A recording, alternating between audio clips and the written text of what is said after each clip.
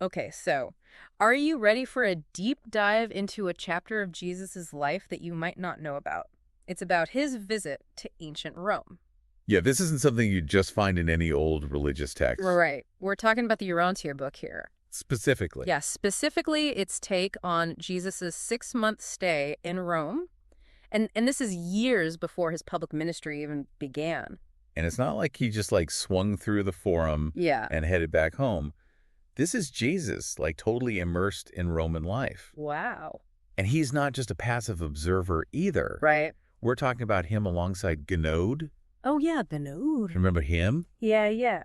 And Ganode's son, Gonid. And they're actively engaging with all kinds of people in the city. Yeah. From just everyday citizens all the way to, the intellectual elite of the Roman Empire. It's one thing to think about Jesus in Judea, but in Rome, this is like the heart of the empire. It's a melting pot. Huge melting pot of cultures, philosophies, and religions. I mean, what better place for someone like Jesus to really encounter humanity in all its forms? Exactly, and that's what makes this so interesting. We always think about Jesus' teachings as, directly challenging the status quo, right? Yeah. But in Rome, he took a different approach.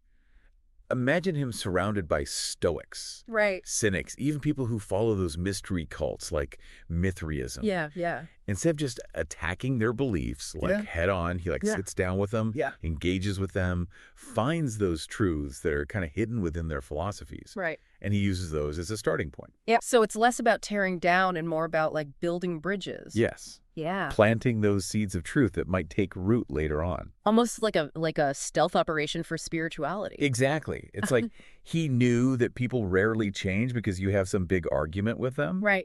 Yeah. Instead, he just kind of gently nudges these influential Romans. Right. And kind of subtly shifts their perspective. Yeah. And it's in a way that could have a ripple effect. Wow. It's like he was paving the way for the early Christian movement that would, come to Rome years later. And the Urantia book doesn't just tell us this is all happening in the background or something. Right. It names names. Exactly. It gives us glimpses of these individual encounters. Yes. Like his conversations with Angemon. Yeah, Angemon. Who was a prominent Stoic leader. Right. And there's Martus, who was a cynical philosopher. And then there's Nabon, a high priest in the Mithraic mysteries. That's right. And it's fascinating. Take Angemon, the Stoic. Yeah. He's wrestling with this question. It's a question that people are still asking today. In a world that's obsessed with material progress, can we hang on to our moral compass? Oh, for sure. Can we advance scientifically without losing sight of our spiritual values? I mean, it's he's asking the question a lot of us are asking ourselves right now. It's this deep dive is giving us a front row seat to these timeless debates. So how did Jesus address Angemon's concern? He didn't just reject Stoicism completely. Yeah. Instead, he kind of highlighted a key flaw in Angemon's thinking. He reminded him that when a civilization focuses only on material achievement, they're building their foundation on something that's, temporary. Fleeting. Yeah, temporary, fleeting, not going to last.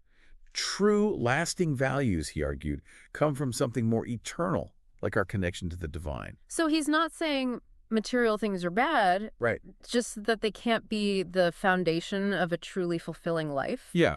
It's about shifting your priorities a little. Precisely. And this is where the Urantia book talks about this indwelling spirit. Okay. Which, if you're not familiar with the Urantia book, it might be a new concept for you. Yeah. Basically, it's that piece of the divine that's inside each of us. Mm-hmm. And it guides us towards truth and towards a connection with the source of all creation. Yeah. It's through nurturing that connection that we can find real and lasting values. And did that resonate with Angemon? Oh, absolutely. Imagine this. You've got this Stoic leader, totally grounded in logic and reason, and he hears this idea of a spiritual core within him, something beyond the material world that he'd always focused on. Right. And it challenged him. It challenged his worldview without just dismissing it. Right. And he wasn't the only one wrestling with these huge questions. So let's talk about Martus, the cynic. Oh, Martus. Always questioning authority, poking holes in established norms. I bet he was a tough nut to crack. Oh, he was. But instead of shying away from that cynicism, Jesus uses it as a jumping-off point to explore the very nature of good and evil.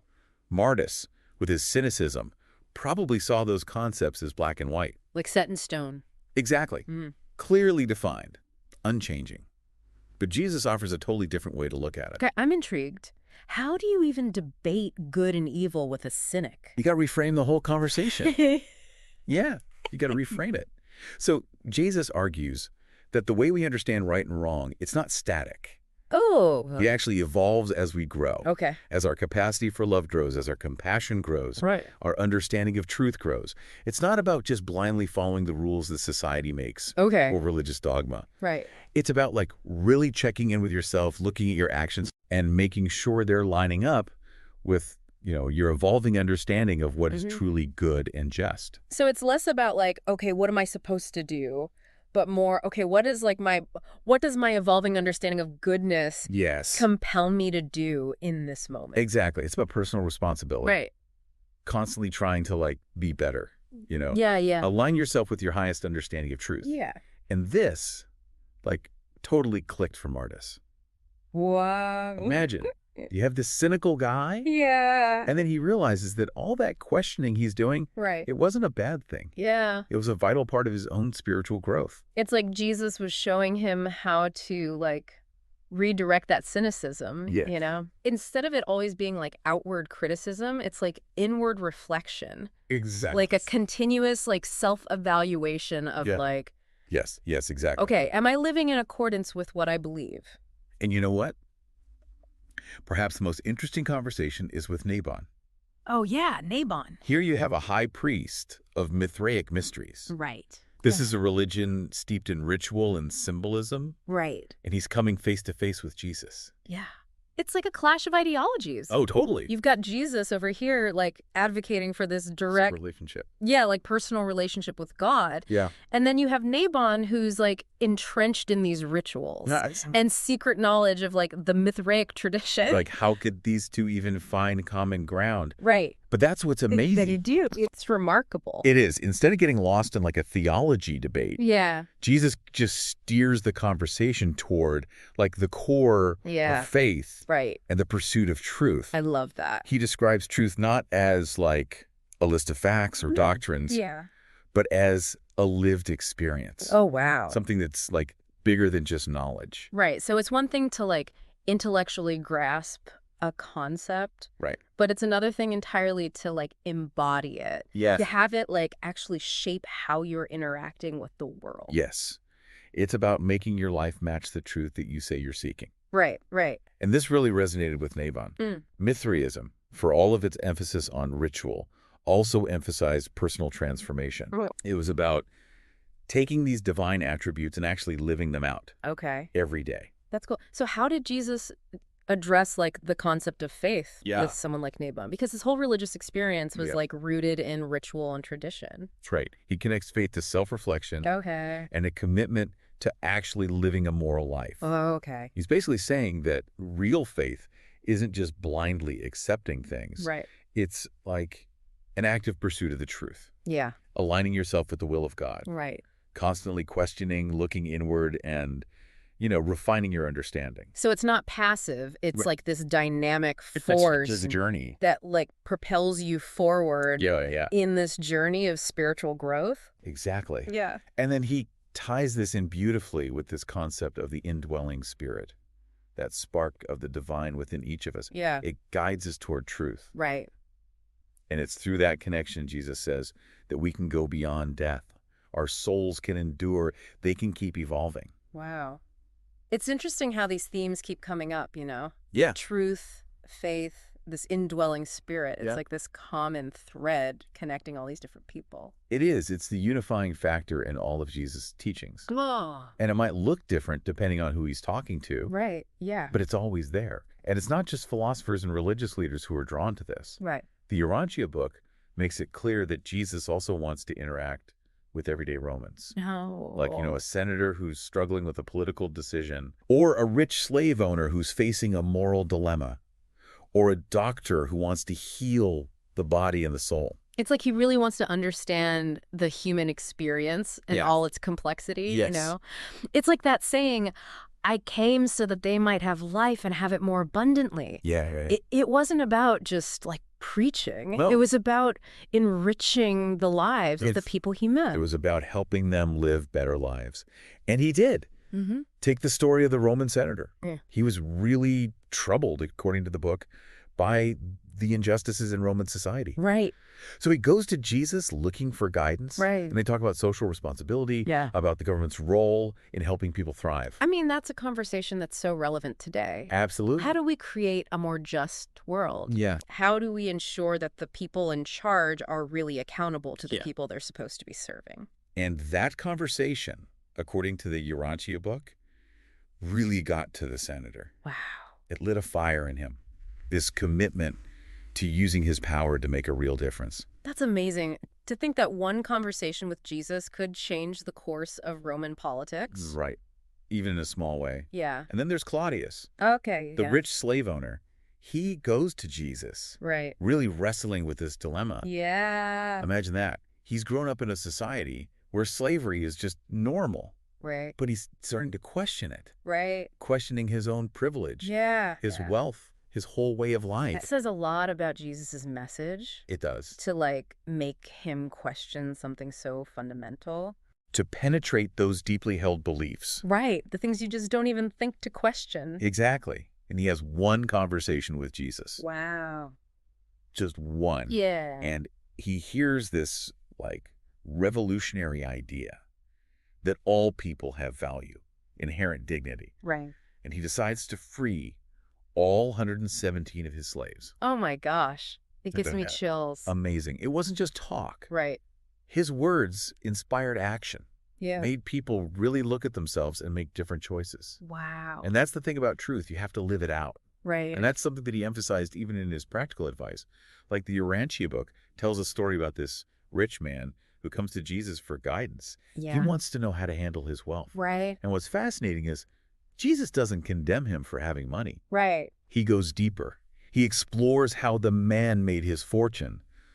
Inheritance, luck, hard work. Right. And for each one, he outlines what the ethical responsibilities are. Oh. It went way beyond just giving money away. Right. So it wasn't just about writing a check and feeling good about yourself. Yeah. It was about analyzing your relationship with wealth. Right.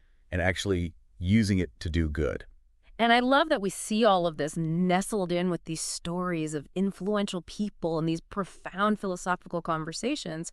But then we get this really beautiful story about a lost child. Oh, yeah? It's like a parable. It is, isn't it? It's like a perfect example of the human experience. Picture this. Jesus is walking with Kanad's son, Ganid. Right. And they come across this little boy who's lost. Oh. He's scared and alone. And Jesus, he doesn't care who this kid is. Right. Where he comes from, what his family status is. Yeah. He just sees someone who needs help. Right. Someone who needs compassion. So he picks up the boy. He calms him down. Oh. And he reunites him with his mom, who's freaking out looking for him. I mean, that just says so much about it. Right. You know? Such a simple act of kindness. Yeah. But it speaks volumes. And afterward, he actually uses it as a teaching moment for Ganid. Oh. He compares lost humans to lost children. Like, we can get so caught up in our fear and worry that we can't see the path to truth and peace. It's true. It's a perfect metaphor for what it means to be human, you know? Totally. We've all felt lost. Yeah. We've all felt alone, and we all want that feeling of belonging, that connection to something bigger than ourselves. Yeah. It's like no matter our differences, it doesn't matter our social status or how much money we have. It doesn't matter. We're all in this together. We all share that need for love and connection and guidance. We do. And sometimes just a little kindness is all it takes to remind us of that. Exactly. And for Ganid, that lesson really hit home. Yeah. He never forgot it. Yeah. He carried that experience with him, that awareness of the people around him. Yeah. People who might be lost. Right. Who might just need a little guidance. Yeah. Wow. It's amazing how during this time in Rome, we don't just see Jesus's wisdom and compassion, but we also see his sense of humor. Oh, totally.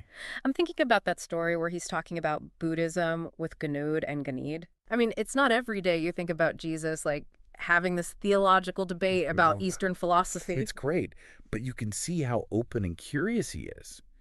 And he's not afraid to share his perspective on Buddhism either. Right. He acknowledges that Buddha was a great man, a prophet even, who understood some spiritual truths. Right. But he also points out what he sees as flaws, specifically the lack of a personal God. It's like he saw Buddhism as like almost reaching its goal, Yeah. but like getting stuck. Right. Like it was missing like a key piece of information. Exactly. Like a ship that almost made it to shore. And then he compares it to Judaism. Okay. He sees how deeply they understand God. Okay. But sometimes, he says, it lacks a real philosophy of life. Oh, interesting. It's like it's missing that practical guidebook to help you deal with life's ups and downs. Yeah. And to, find true freedom. So he's seeing both traditions as incomplete. Yeah, kind of. Like they both have pieces of the puzzle, but not the whole picture. Yeah. It's almost like he's setting the stage for a new path that combines the best of both. And that's when Ganid, always thinking big, suggests they just, start a new religion. Ah, Ganid. Classic Ganid. I know, right? Always the entrepreneur. Yeah. But Jesus, with his, perfect blend of wisdom and humor, just smiles and kind of steers him away from that idea. Right. He reminds Ganid that real spiritual movements, they're not created on purpose. Right. They happen naturally as people's hearts and minds are changed. Yeah. But here's the thing. Even though he's telling Ganid, this isn't how you start a new religion. Right. Ganid is already living it. Wow, that's interesting. Without even realizing it. Yeah. His willingness to learn, to consider new ideas, to blend traditions. Yeah.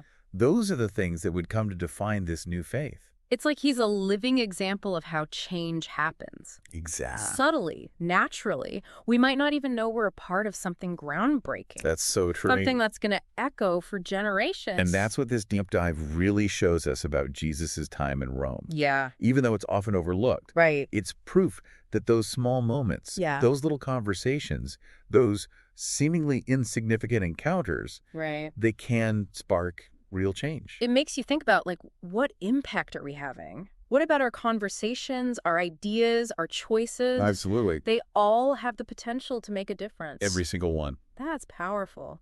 Well, that was fascinating. It really was. Thanks for taking us on this deep dive into the Urantia Books version of Jesus in Rome. Of course.